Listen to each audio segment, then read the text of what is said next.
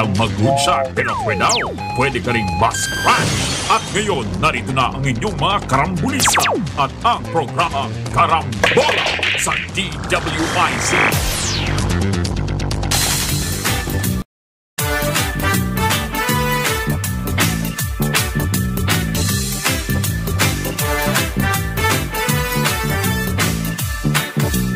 Gising sa umaga kasabay ng almusal, nakatutok sa programang may kabuluhan. Walang paligoy-ligoy, diretso na sa punto, walang peke dito, totoong balita lamang. Astig na pananaw at malayang pamamahayag, naguulat, hinihimay ang mga issue. Mga kababayan, ang inyong karambolista, Jonathan De La Cruz at si Conrad Banal. Oh, karambola, karambola sa DWIC 882.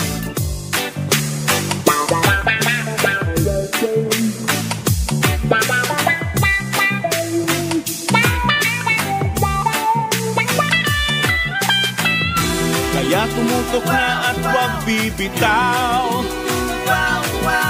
Alamin ang nangyayari sa bayan nating mahal.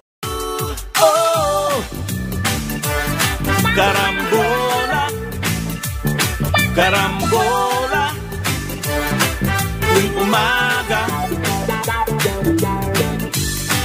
Oh, karambola, karambola sa DWIC 882. Karambola. Magandang umaga, Karambola sa Aliw Channel 23 at DWIC 882. Kasama natin Jonathan De La Cruz. Yes. Joel Laksabana, ako si Conrad Banal. Good morning. Morning. May 7. Mapapakinggan ang Karambola sa aming website www.dwic882am.com. I-download ang DWIC 882 app.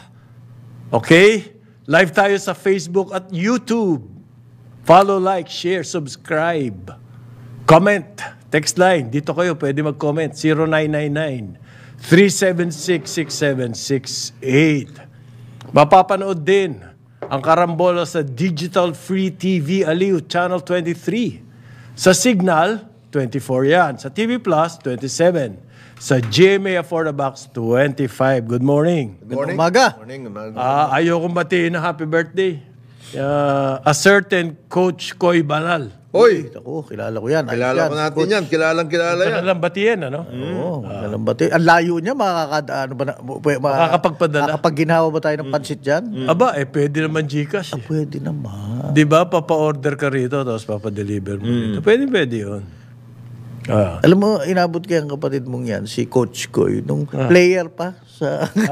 Sambeda? Di ba nag-ano siya? Nag-Arellano. Arellano at saka doon ko siya inabot sa Sambeda at saka Arellano. Tapos, The coach. Oo, tapos nag-coach siya. Pero yung player pa lang, may book pa siya. Lahat tayo may book. Sorry. bakit pati yan? Ano ba to? Kwentuhan tungkol sa Kakampi basketball. ko ata si Chaleco eh. Happy birthday nga eh. Tapos ganyan. Happy birthday, Coach Koy. Ramon Lee. Yan. Ramon Lee. Oy, Don Ramon. Uy! Kaibigan na si Ramon Lee. Don Ramon Lee. Oo. Ito yung mga pioneers pagdating sa ano eh. Style. Yeah. Sila yung mga pioneers. What a sad industry. Ay, Kayo na sabi. inaabot ng Oo, Inabot ng smuggling. nadali ng smuggling. Parang bigas. Oo. Parang bigas. Parang ganun ang nangyari dyan. Mabigat ang nangyari sa atin. But we had our heyday nung textiles nun. Yun, Ngayon, namumroblema ang mga garment exporters. Yes. Mahigit 5,000 manggagawa na po ang na-layoff sa industriya na yan. At ang problema nila, hindi makapasok yung kanilang produkto sa Amerika. Dahil may bagong batas. Ayan. Yung bagong batas na yun, kailangan yung kahit na anong Parte parte nung iyong ine-export sa US, dapat hindi nanggaling sa Xinjiang province sa China. May batas na gano'n. Ang sabi po ng Amerika, kasi doon daw gumagamit ng forced labor. Child and forced labor. So may batas sila, kailangan yung, paano mo naman masisiguro? Siguro kahit kapiraso, cotton producing province yan. Paano mo masisigurong walang ni isang bahid ng isang cotton? hibla. Isang hibla. Di ba? Unrealistic yung law. Pero So ngayon, nagkaka-delay. yung kanilang mga shipment. Yung mga shipment po ng mga local garments natin papunta sa Amerika dahil dyan sa na yan. And therefore, ang laki ng turnaround time nila. Nagkakandalugi-lugi. So ginawa nila, muna sila. Scheduled leave. Yes. Forced leave. Para sa mga manggagawa. Sabi nila, walang no solution in sight kasi ito si Chaleco. Siya dapat yan. Puro volunteer ang inaasikaso. Siya dapat yan. Anong volunteer? Kasi kung meron tayong Volunteer. kung meron tayong trade facilitation program dito, meron din dapat trade facilitation program for exporters. Yun ang dapat na trabaho niyan. You have to have an agreement. Puro import lang Wala export. Dapat yan. May mga quid pro quo nga dapat yan. It's not on the table Ayun. Ayan. Yan ang, So, Kahit na may EDCA sites dito at mga Yun na nga. So, ito pong mga garments, sabi nila, unfair sa mga kanilang manggagawa na forced leave lang. yes. Di umaasa sila na makabalik. Ang forced Sa tingin nila, sa tagal niyang forced leave na yan, Baka hindi dapat nakahanap na sila ng ibang stupid trabaho. question, forced leave without pay yan. Oo. And therefore, nilay off Walang na. leave. Yeah, Walang safety net. Nila yung muna. Papatapusin nila yung kanilang mga leave credits. After that, Wala that's it. na. Kawawa nga yan Mga yan. Paano yan? Mahigit 5,000 yan. Dahil sa kagagawa ng DTI. Ba't hindi... Yan ang inasikaso nyo. di ba yung trade representative pumunta rito? Yes. Ba't hindi inaayos yan? Saka ang dami nang pumunta dito. Halos lahat ng mga officials except Biden pumunta na rin. Ang hirap dyan. May trade mission pa US. Ang daming press release ni Alexa. May EDCA at lahat. Uy. Tayo man lang, hindi tayo makahingi ng konting pabor dyan. Ang sinasabi kasi ng iba dyan, dahil yun daw namumuhunan dito, dayuhan naman. Ling and Tai. Lin and Tai. Hong Kong-based company po yan. Nagtayo ng mga garment factories dito. In particular sa Clark. Yan yung isa sa mga nag-e-exports. Paano yung iba? Ibig mo sabihin... At saka nakikinabang yung local labor. Diyan. Ibig mo sabihin yung mga halimbawa, mga ibang mga exporters, malalakas na exporters garments, halimbawa, Bangladesh. Yung mga ganun. Vietnam. Okay lang sa Amerika yun. Okay lang sa Amerika yung mga ganun. Kahit galing sa China. Ngayon, bakit sila pwede? At saka yun, dati kasi, ang mga malalakas na pumupunta dito, yung mismong mga manufacturers, suppliers, traders, at saka ng US branch. Ng US branch. Nandito sila. Ann Taylor. Mga ganun. Kompleto. Banana Republic. Wala na yung mga yun. Wala na. Ayan. For some reason, nawala silang lahat. Yung sinasabi nila na New York Garments District Group, ang laki nun. Puro mga Jewish manufacturers. Jewish American manufacturers. So, ang presidente po, ang sabi, we will attract foreign investments. Ayan, may foreign investment na dyan. Nandyan na yan, hindi na kailangan i-attract. As a matter of fact, pwede mag-expand sana yun. Ang nangyari, nalulugi ngayon. We are open, have been open. Dahil sa trade issues. Magandang mga pronouncements ng presidente. Pero kung ang kanyang DTI secretary is dropping the ball on that one, baka kailangan natin DTI secretary who can open doors, or at least pry open doors, persuade, With due negotiate. respect. With due respect, Secretary Pascual. with due respect, mag-resign na po. Trade na nga yan eh. With due respect. Puro tayo Kasi, press release ano eh. ba? kung ano-ano inaasikaso natin, ayan trabaho na nga yan, we don't need to attract investments. Nandiyan na investments. May to create job. Nagtatrabaho na nga mawawala pa. Paano yun? Matagal na pong Hinanaing. hinanaing. Matagal na sinasabi sa DTI. Yung, hindi lang ito garment manufacturers in particular. At ano In the ang ating industry. The industry. inaasikaso? Puro press release Suggested retail SRP. Yan ang mga, ito 5,000. Sabi mo, 5,000 workers. Diyan siya magaling. This is very real problem. Hindi po ito yung mga Hypothesis. volunteerism. yan. Yung mga potential investment. Hindi po. Invested na ito mga Ito, nasa lupa ito. Very real problem. But hindi pwedeng yan ang tutukan. Medyo priority yung negotiation sa mga manufacturers ng Saka yung food America, items. the US Embassy have been asking us for a lot of privileges. Oo nga eh. A lot of things. A lot of... Parang napaka one-way street eh. hindi pwede ba yun? Nagbobomba ngayon sila dun sa Sa Ilocos. Sa Ilocos eh. Paano nawalan tayo 5,000 na manggagawa out of work. Puta nang yan. And in this age na sa panahon. namamayagpag yung EDCA, na ang daming hinihingi ng US dito sa atin. Etong bagay na to, hindi Simple natin lang, medyo, buksan nyo naman yung maayos. pinto. Nakakapasok ang mga yun, sabi mo, Bangladesh, Vietnam, Egypt, lahat yan. nakakapasok ang mga Isa pa produkto nila. nanggagaling ang mga tapos sa materials South yan. America. Marami rin sa mga South America. Pag Philippines, hindi pwede. Pwede ba? Something's wrong. Something's wrong. Ganyan. Really? You think? Yes. Ako sa akin, isa lang ang mali Walang ginagawa yung DTI.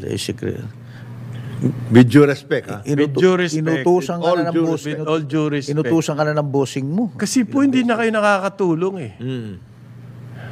Nakakasama pa. Paano kaya yan? Mabuti nga, hindi pa nag-ano yung mga workers yan. Nagrarally. Hindi pa. Sa susunod. Sa susunod, Yan na baka, yan. pati mga kamag-anak nila at mga anak nila dyan, pamilya. Sabi mo ilang tao yung involved doon. Ilagay mo na lang 5,000 sa tigla-5. Bawat household. Ano yun? Paano mo matutunayan na yung pinadadala mo sa Amerika, wala ni isa na nanggaling dun sa Xinjiang. lugar ng China na yun? Paano mo matutunayan nyo, pare? Ikaw nga. Kasi discretion Oo, ng customs yun. Discretion talaga. US. Wala kang katibayan na the burden is on the exporters, the Philippine exporters. Ngayon, yun ang tulong ng gobyerno. You have to assist your exporters. Paano? Yung nga. Kung kinakailangan, Kailangan mag-lobby ka doon, mag-workout ka doon, etc. Hindi po Off the table nga eh. Natupi ka agad siya eh. hindi po ginagawa. agad eh. Hindi po Sinabihan natin siya ginagawa nung, yan. Sinabihan siya nung Amerikano American tayo. counterpart niya. That's off the table. Amerikana po tayo. Discuss masigit. that. Ang- Okay, if it's Amerikana off the ka table, pa. then we are going to have off-the-table discussions on other matters. Ano ba naman yun? Oo. Magpakita ka naman ng konting Kung anong press release ang sinasabi sa job creation. Lalo na nung katatapos lang nung Labor Day. Di ba? job fair. Eto, may trabaho na, nawala pa. Bato na. Ano ba yun? Pera na. Naging bato Naging pa. bato pa. Ayan. Hindi lang bato siguro, pare. Yung bato, may worth pa yan. Pwede gawing graba Oo. Ito. Di ba? Panghalo sa simento Okay. Paano yan? At the same time, yung mga nawala ng trabaho na yun, ang hinaharap po nila, malalang inflation. Bigas. Yan. Yan. Pagkain. Nagsalita ang presidente, pare, tungkol sa bigas. Sa Clark ito, itong 5,000. Iba-iba. Iba-ibang Pero malaki yung sa Clark. Kasi yun yung L&T. Low and Thai garments. No? Nasa Clark yan. Iyan yung tagagawa ng mga Polo Ralph Lauren. Yang L&T na yan. Low and Thai. Low and Thai. Okay. Ang sa presidente po, natanong siya tungkol sa bigas. Kasi yan ang problema. Tignan niyo yung presyo ng mga bigas. 56 na yan. Sinandoming. 55. Yan. Mga ganun. Okay. Ano pa to? Ifugao, 63. Ayan, yan yung mga ano. Bluebird, 63. Jasmine, aromatic, 59. Perfect grain, 58. Okay. Pinakamura yung sinandoming ata. Magkano yun? Sinandoming ang binibili ko. 55 per kilo. Okay. Swerte ka pa noon, pare. Swerte pa ako noon. Oo, sa 55. 58 ngayon karaniwan. So, nababahala ang presidente rito. Sabi niya, i-certified daw niya na urgent. Yung amendment. Yung amendment ng Republic Act 11203, yan yung Rice Tarification Law. Para daw po makatulong sa pagpigil ng pagtaas. Maaaring hindi na maipababa. Yan po sinasabi ng mga analyst Pero at least matigil yung pagtaas, parang Jonat. Bakit po iniisip na tataas? Dahil sa bababawasan ng ating production. Dahil sa El Nino. At the same time, yung world market still unstable. Bumaba na nga ho yung presyo, pero hindi inaasahan na babalik sa dati yan. Okay?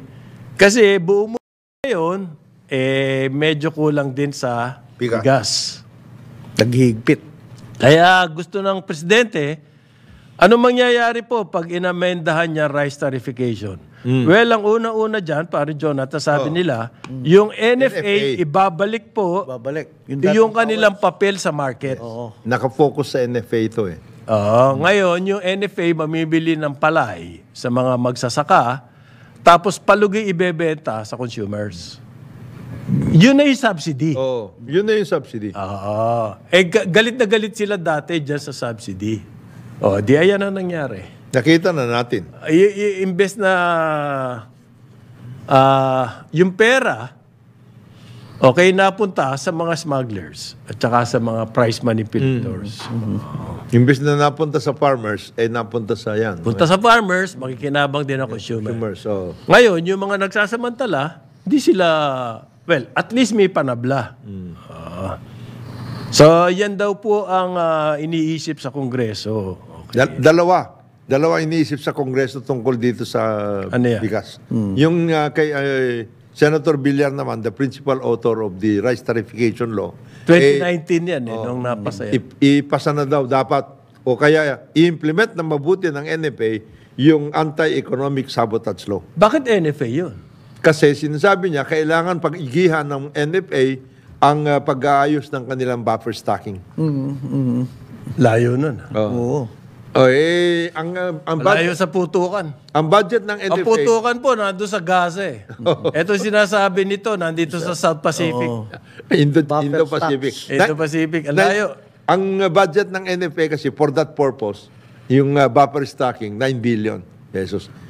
Gaano yan pagdating sa rice industry?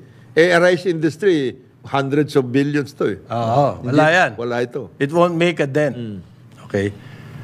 Pero ganito po ang situation. Ang sabi ng nakakatawa nga to, parang ayayabang And the House daw at saka Department of Agriculture, 30 pesos daw ang bigas. Nako Aspirational. Mahirap yata. Aspirational? Nag-meeting ang leaders at saka DA. Yes. Siyempre, nandun may mga police reporter. Nakita. Nandun. Kailangan daw, kaya daw 30 pesos per kilo. Alam nyo, napakalayo ata ng mga leaders natin sa tunay na nangyayari sa... Parang hindi yata nakasayad sa lupa. Yung binanggit mo mga presyo, lalayo nun Hindi, ganito. Kahit sa milled, yung sinabi regular. 30 pesos? 30 pesos. Para bang, nananaginip? Kasi ang buying price sa ngayon, 27. 27 sa Ilocos. Okay? Nung Marso po, ang average in the country, 24 pesos and 5 centavos per kilo of palay. Ano pa lang yun? Hindi po bigas yan. Palay pa lang yun. 24. Paano mo may sasabing 30 pesos per kilo ang bigas kung ganyan ang buying price? Okay? On the average, pinakamababa 19 pesos pero sa Eastern Visayas. And it's not well known for rice production. On the average, sabi nga ni ni Jonathan, 26, 27. Yung mga magagaling sa rice production, 25. Yes. Yan yung Cagayan Valley, Central Luzon, Mimaropa, yan. Mga Iloilo, yung mga ganon. yung Davao region Cotabato. or even Northern Mindanao. Yes. Mga 25, ganyan 26. Sa Ilocos, pinakamataas 27, almost 28. 27.70. Diyan po ang palay price. O ay paano masasabing 30 pesos per kilo? Dahil sabi ni Speaker Martin, ay yun na nga, kung magkaroon ng And then, sa RTL, therefore, para yung NFA, ay use its influence to bring na it is on the all market. politics. Di ba kaya yun? Aspirational nga. Wala Hindi po. kakayanin ng- Ang layo sa realidad. Kasi dapat inaano mo na yun from production, milling, distribution. Oo. Yan ang mga... Sabi po ng press release, they're working together with the DA to reduce the price to below 30 pesos per kilo. Yari na naman. Aspirational. Aspirational. Aspirational yan. Aspirational. Imposibleng marating yun. Kung makakuha tayo ng 30, 32, 35, malaking bagay yun. Kagad.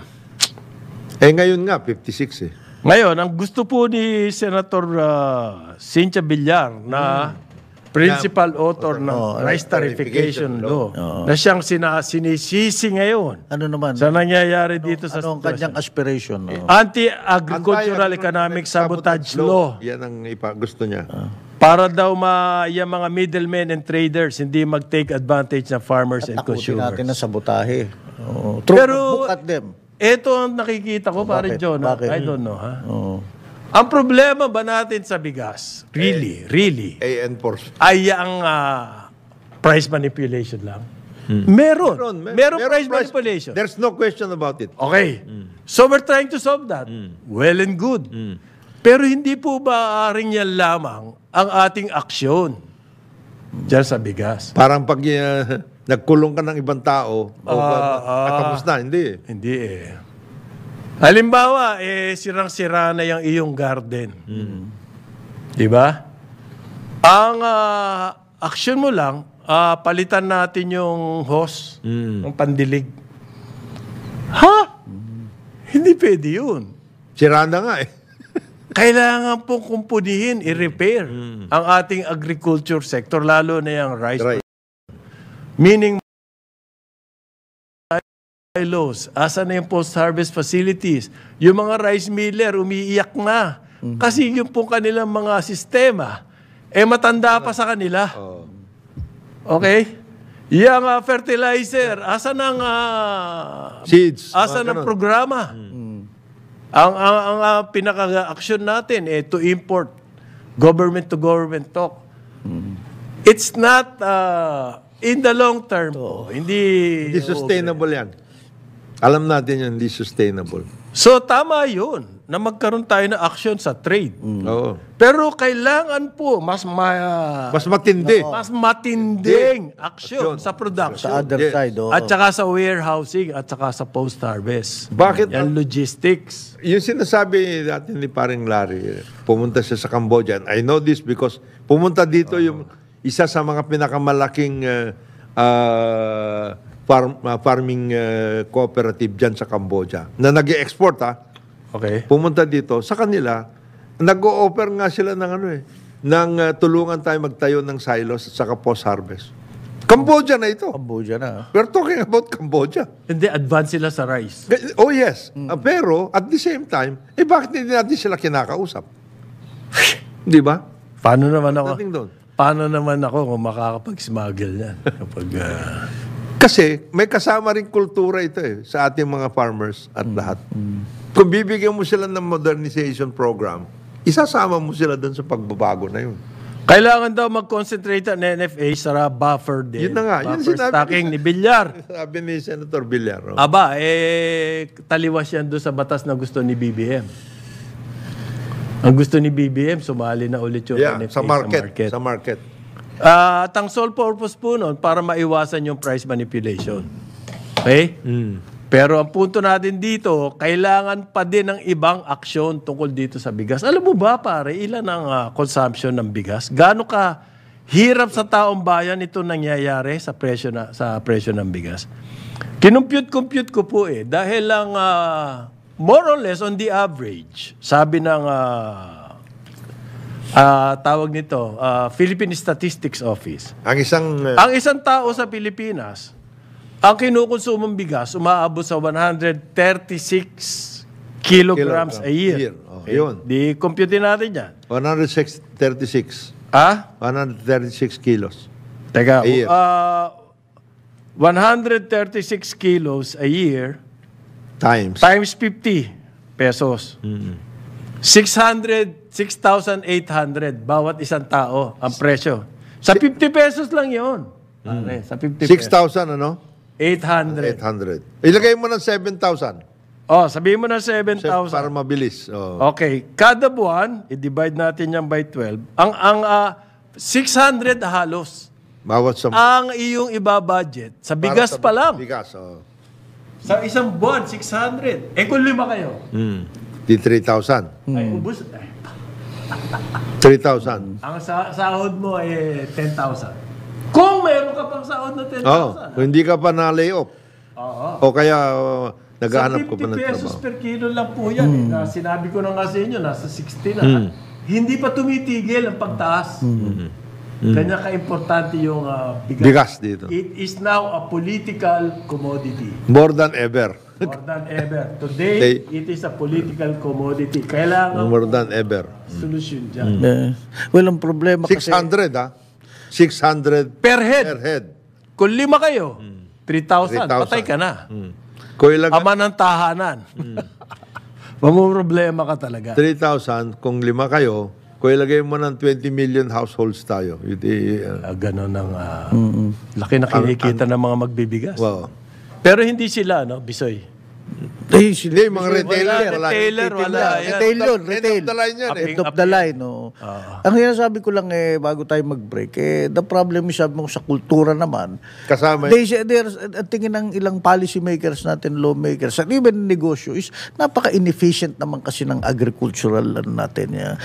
Na hindi na-unlock yung full potential. Pang real estate dapat yan. Mas magagamit yan. So, convert the farmland Mag-switch na lang sa real estate. Dahil ayaw na at mag-import na lang.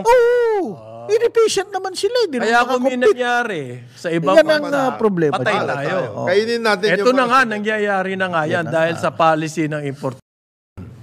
Maraming salamat. Matagal na yan. Matagal na yung sinasabi nila na yan. Uncompetitive tayo. Uncompetitive tayo. 8:31 ng umaga, Karambola sa Aliw, Channel 23 at DWIZ 882. Karambola sa DWIZ. Karambola. Balik tayo, Karambola sa Aliw, Channel 23 at DWIZ 882. Teka muna. Meron tayong flash report galing kay Patrol 45. Raul Esperas, nandiyan siya sa airport. Tungkol daw to pare sa party drugs. Yan. Drugs. Okay. Party. Raul. Ano ba nangyayari? DWIZ Flash Report.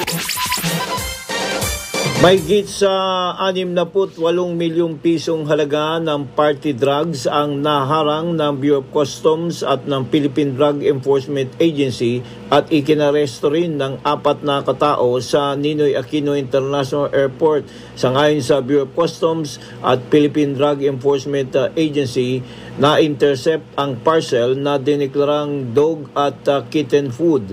At ito at nang ma-examine ay naglalaman ng 40,206 ecstasy tablets galing ng Rotterdam. 4 na suspect kabilang ang isang barangay kagawad ang naaresto ng kanilang i-claim ang parcel na naglalaman ng ecstasy. at ito ay nakabalot na may markings na dog and kitten food. Ang mga suspect na nakilalang sina Robert Trevi ng Cabanatuan City, si Fabio Dalbanos ng Parañaque, Cheryl Gamba ng Tondo, Maynila, at Mark Brian Gamba na isang barangay kagawad ng Barangay 74, Maynila, ay sasampahan ng paglabag sa kasong Republic Act 9165 at ito ay inihanda habang sinasagawa ang inventaryo ng Customs at PDEA sa paliparan. Raul Esperas, Patrol 45, nagbabalita ng tama, naglilingkod ng tama sa impilang may todo lakas, DWIC. Karambola sa DWIC. Party drugs. Party drugs, ha? Ano ba yung mga ecstasy nga daw? Ecstasy daw. 68 million, ha? May nagtatanong Ano ba dito, street value ano kaya daw ang consumption ng isang Pilipino a day ng bigas? Ayon po doon sa figures na sinabi ko, galing sa Philippine PSA. Statistics Office, mga 320 grams A day. a day. Yan yung mga hindi nag-a-only rice. Ito Ano po lang, yung average lang yan. average. Maaring mas malaki dyan. Maraming mas malaki. So, mababigat-bigat. Mabigat-bigat po ang... kasi, maski nga sa inflation, malaki ang timbang ng bigas sa pag-compute o kwenta ng ating Consumer Price Index. Ang laki po ng weight ng bigas kasi nga yan ang ating staple food. Okay? Kaya yan ang ngayon ang... Mabigas tayo mabigas. ang bigas mo. Mabigas talaga tayo. Mabigas. Oo. Well, nagagalit din ang nagagalit din po ang Department of Agriculture. Hindi naman daw underreported. Yung sinasabi nila. Sinabi ni Dating Secretary Leonie Montemayor. Montemayor tsaka si Raul. Oo, sabi po yan ng PR nila, si Arnel de Mesa. Kasi, yun daw kanilang mga figures na sinasabi, they had to verify and validate. Okay? Siyempre, delayed kayo. Gano'n ba kabilis kayo mag-verify and validate? Kaya sinasabing underreported dahil yun na pararamdaman. Yun ang ibig sabihin nun. Yun ang ibig sabihin nun. Huling-huli na kayo. So, di-deny ka pa dyan. Hindi ibig sabihin na hindi kayo nagsasabi ng totoo. Underreporting lang kayo at that point. Underreported nga kayo. Dahil, ikaw na nga umamin eh. Delayed kayo. Oo eh. Sa coconut nga at saka sa sugar tapos na eh. Okay? So, walang issue dyan. Tanggapin niyo yung sinasabi ni Leonie Montemayor dahil Paghusayan natin. sa totoo lang, mas may tiwala sa kanya kaysa sa... Paghusayan lang natin yung reporting na lang. Yun na lang ang sasabihin natin. Sige ho, titignan natin na mabuti. And then come out with these statistics as you arrive at it. Yan ang importante rin. May tanong dito pare, yung maiiwasan na ba yung kalokohan sa NFA pag sumali na ulit yan sa buy and sell ng bigas? Yung dinidispose yung buffer stocks ng paloko. O kaya Aging stocks. Aging stocks, O kaya another underreporting din sila. O kaya hindi nila inaayos yung nila warehouses, dinadaga. Yung Kailangan po yung batas na bagong batas na yan, if I may suggest, specify po how the NFA will go about selling the rice to consumers. or doing its work, basically. Kasi po, hindi naman silang pwede mag-retail eh. Wholesalers. Maski noon, na bago mag-rice tarification law, ang ginagawa nila, binebenta rin nila sa trader.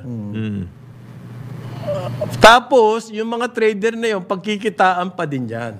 How will that directly benefit the consumers? Yan po ang sistema ang dapat tignan dyan sa amend the rice tarification law. How will the NFA go about It's work. selling the rice na makikinabang po talaga yung mga consumption. Yung consumer, lalo na yung mahirap. Baka ipadaan sa DSWD? Maraming paraan. Actually, Kasi, di ba? Kasi ang DSWD, sabi nila. Dito sa rice tarification amendment na sinasabi nila, mag-uumpisa nga yun doon sa buying eh. Doon pa lang, workout na yan. Paano ka anong binibili mo, anong klase yan, etc., yung ganong klase. And then, kasama na dyan, mismo, kung ikaw bumibili ng palay, sino ang miller mo? Kasi hindi naman miller ang NFA eh. Tama. Palay yung binili mo. Palay yung binili mo, saan mo dadalhin yan? Di siyempre sa miller. Doon mo na rin ibebenta. Doon mo na rin. Yan. Paano makakatulong sa consumer yun? Yung ganon. Tapos meron kang buffer stock, meron ka ring importation. Kailangan po talaga himayin ang yung ganyan. Kundi, pababayaan mo lang. Sana, ang NFA talaga, maraming nakasumisita dyan. Sabi ni, Marikina Congressperson Stella Kimbo, mahusay naman daw po yung rice tarification law. Kanya lang, tumaas ang presyo ng importation. Yun nga po yung kinikriticize sa batas na yan. Parang hindi sobrang asa sa importation.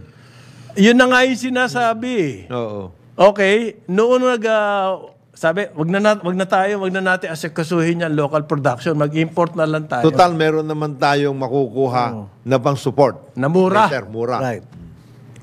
Walang forever eh. Lalo kaya, pag may nangyari, Sa na mamahal ang import, precisely, yan nga ho yung kinatatakot nung ginagawa ito rice tarification law. matagal na debate yan. Sa ngayon, mahusay ang importation, pero darating ang araw, mamumroblema tayo dyan dahil walang tumaas ang presyo na import. Nagkagipitan sa abroad, sa world market. Wala tayong tatakbuhan. At saka yung gipitan na yan, it can come from... That very idea, yun nga po yung ayaw sa rice tarification law. Para import na lang tayo. Diyan na lang tayo umasa. Kesa sa... Mag-ayusin natin ng ating production local. So ayos naman daw yun dahil noong when good times, siyempre kahit ano ayos, maski anong kalokohan dyan sa batas na yan, pag good times, ayos yun. Parang rice tarification law kasi it was really meant na talagang ito na. Yung rice production natin, i-set aside na muna natin yan. Kasi okay na tayo eh. Everybody can import. Okay yun. Kung meron. At saka walang mga ibang... Meron pa raw siyang graph, pinakita nung lumabas yung rice tarification law,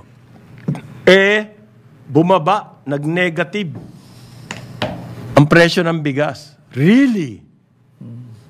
Kasi po, kaya nangyari yun, Congressman Kimbo, before rice tarification law, ang laki ng tinaas ng bigas. So yung after rice tarification law, nagkaroon ng correction. Okay? Hindi po dahil sa rice tarification yun nung bumaba. At saka nagkaroon din ng bumper. Di ba bumper harvest? Yung sinasabi nila pala. Well, siyempre, bumaha ng importation. Therefore, yung level ng presyo ng bigas reaches equilibrium. Pero hindi po yung katibayan na yung rice tarification na may kagagawan noon. Nung ganon. At saka at that time, walang mga problema. In terms of importation. Wala. The world market was essentially available for our importation. Para kasi lumalabas na dito na okay naman yung rice tarification law. No, it's not okay. Yan po nakaloko sa... There is something wrong. There is something wrong, yes. So, in the first place, bakit kailangan amendahan? Times changed. Sa totoo lang. Hindi, tsaka yan, yung pinabayaan mo, iyan yung sinasabing free market eh. Pag pinabayaan mo yung free, there is no such thing as a free market. Ha? There's no such thing. There's no such thing. Sa libro. Sa libro. Sa libro. Libro yun. Ayan. Pag pinabayaan mo, Like the market Everything else forces, being equal. Sa the libro market lang. forces dictate. wala yun. And then, ang trabaho ng gobyerno is to precisely to manage it as much as possible and intervene if as necessary, as needed. Ganun yun eh. That is protectionist talk. Yes, of course we have to protect. Okay yun.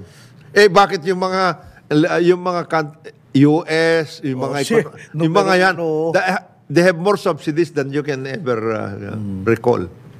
Yung mga yan, yung mga developed countries, sa Japan nga, yung kanilang rice, yung kanilang agriculture talagang subsidized heavily. They don't want to be caught in the middle. Wag daw natin na binabakbakan niya rice tarification law. Kasi yan daw ang nagsalba sa atin, sabi ni Representative Kimbo. O di wag na natin galawin. Nagsalba pa kaya natin maging 60, 70 ang presyo natin. Ang nangyari kasi sa rice tarification law, ang nangiral, yung sinasabi niyong free market, lahat ng mga abusado, yun ang nangiral. Yun yung flaw ng rice tarification law. Wala nang nag-correct. Tinanggal niyo yung police. Kahit na anong lugar, pag walang police, diba? Maski santo yan. Magkakaroon Lalo ng na problema. pag nakikita na, okay wala to. ng police. Okay to. Take advantage tayo dito. Kahit ano sabihin mo sa rice tarification law, talaga pong nakaloko yan. Kasi simula't-simula pa, sinasabi na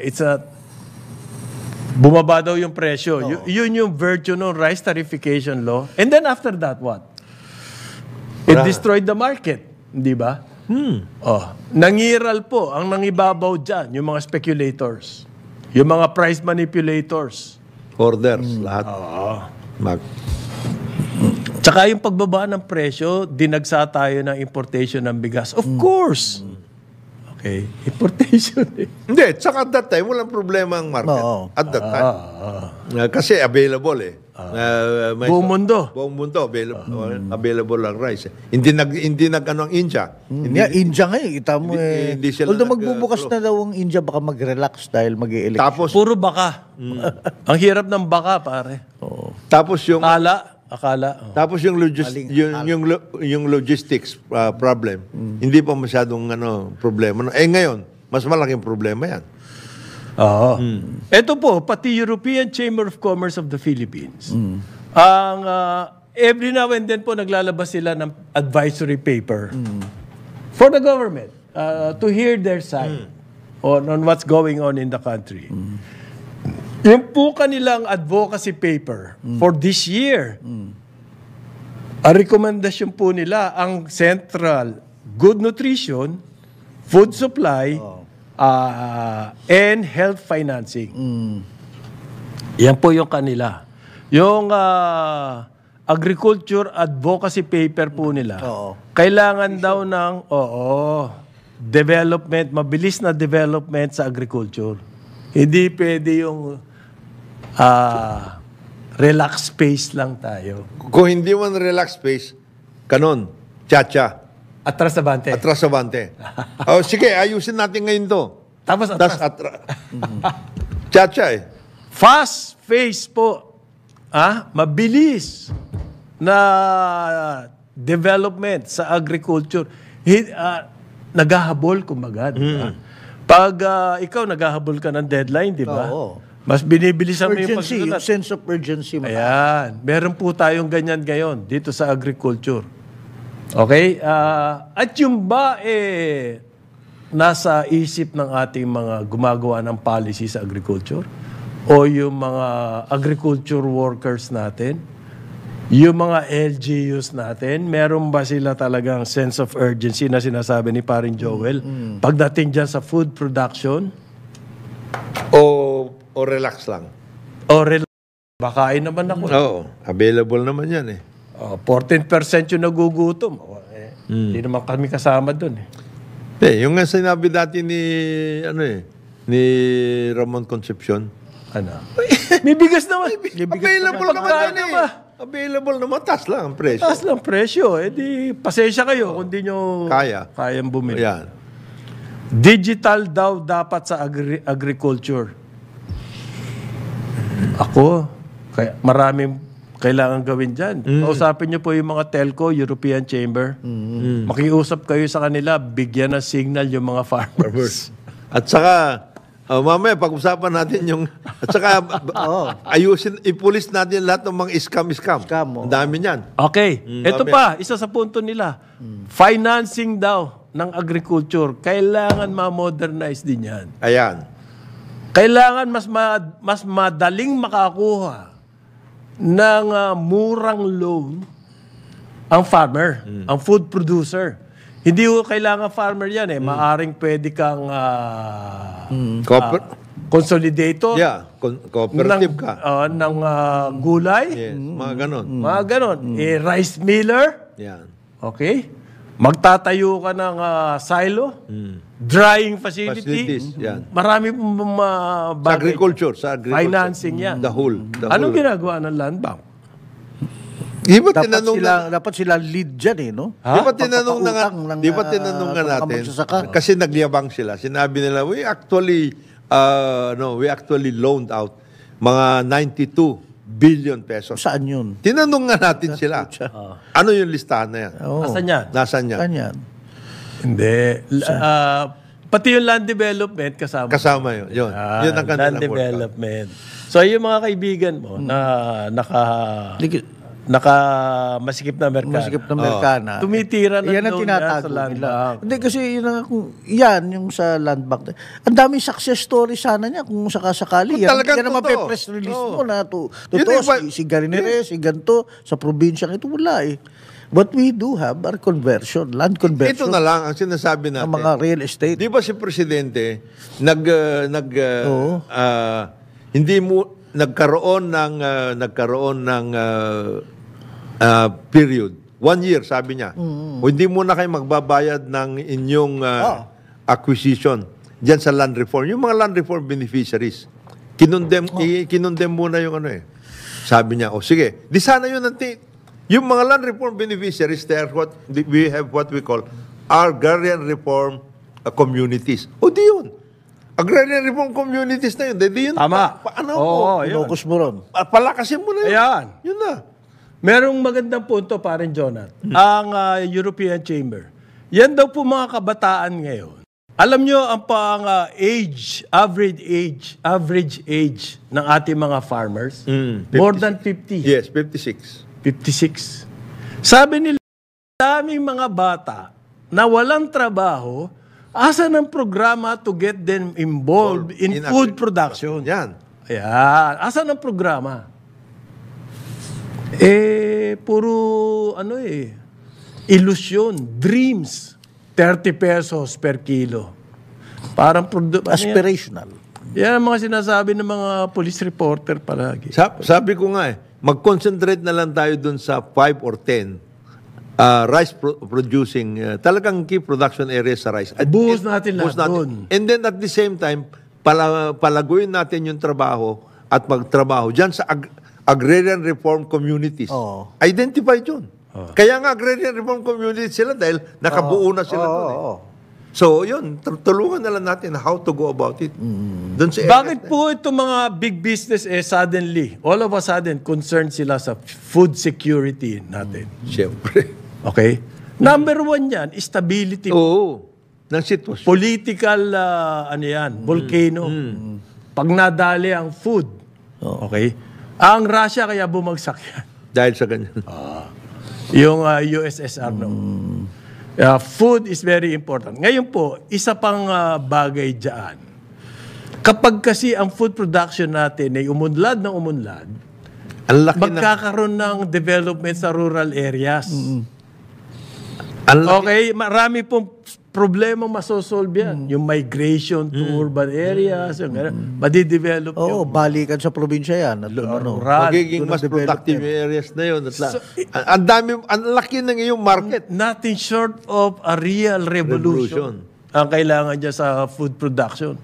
Talaga pong masidhing programa. Every day you pound it on the citizenry. Hindi ganun na nakikita natin eh. Hindi ba ganyan ng transformation ng China at saka Taiwan? Basically, pati Vietnam. Food. Thailand. Ayan, talagang sila, bomba sila sa food eh. Bomba sila. Di ba? Ang Europe po, hanggang ngayon, grabe ang concentration sa food production, agriculture. Hayop ang subsidy nila. Hayop ang subsidy ng Maski US. US, yes. Tayo pa, ang ganda-ganda ng klima rito at mayaman ng ating lupa, mataba ang lupa, sabi nga. Ito napaka-basic na lang. winasak natin yung coconut industry. Oh, Dati 90%, more than 90% ng coconut sa buong mundo Tayo. galing sa atin. Oh. Ngayon, tinalo na tayo. number 3. Number 3 tayo. Baka maging number 5 na tayo dyan. Aray ko. Yung ganong yan. Oh. Ganyan kaya nga si Presidente mismo, 1 year and a half na naging Secretary of Agriculture. Mantakin mo yun, pare, kung magkapera yung mga farmers, yung mga food producers, they are more than 20% of the population. Yung directly umaasa sa agriculture. Pwede pa rin yung mga ibang Support services. anak ng business. Support services sa agriculture. Diretso po, 20%. Kung magkaroon ng buying power yan, Ang tindi niyan. dadaigin yung mga OFWs. Yes. Baka hindi na yung OFWs Dito na bumalik. sila. Isipin mo kung may processing na ron lahat, di ba? Yung production, kabayan na nila. kabayan na nila. At May saka- trabaho, may technology, at may Saka export. ang OFW population natin Hindi na mag-OFW yan. is also an aging population. We have to take care of that. That's true. Isa pa yan. Oo. Kasi Darating ang araw. Pabalik yan. Oo. Paano na sila pag hindi na nila kaya maghanap buhay? Kaya yung programa ng reintegration program ng OFW palakasin natin. Kasi they have money and they can really be supportive of agriculture. Especially May nagsasabi rito, ewan ko ako nag-iintriga to. Alam niyo po, yung tungkol kay si Duterte at saka yung rice tarification law. At that time, 2019, mali yung Banatan inyong year. At that time po, ni-report ng Karambola yan. Tinatabla ni dating Presidente Duterte yung batas na yan. Ang nangiral, yung kanya mga economic managers na pinilit sa kanya. Gusto niya pong, ayaw niya pong pirmahan yan. At yan, ni-report namin yan. On the record yan. 9 o'clock ng umaga, Aliw, Channel 23 at DWIZ 882. Karambola sa DWIZ.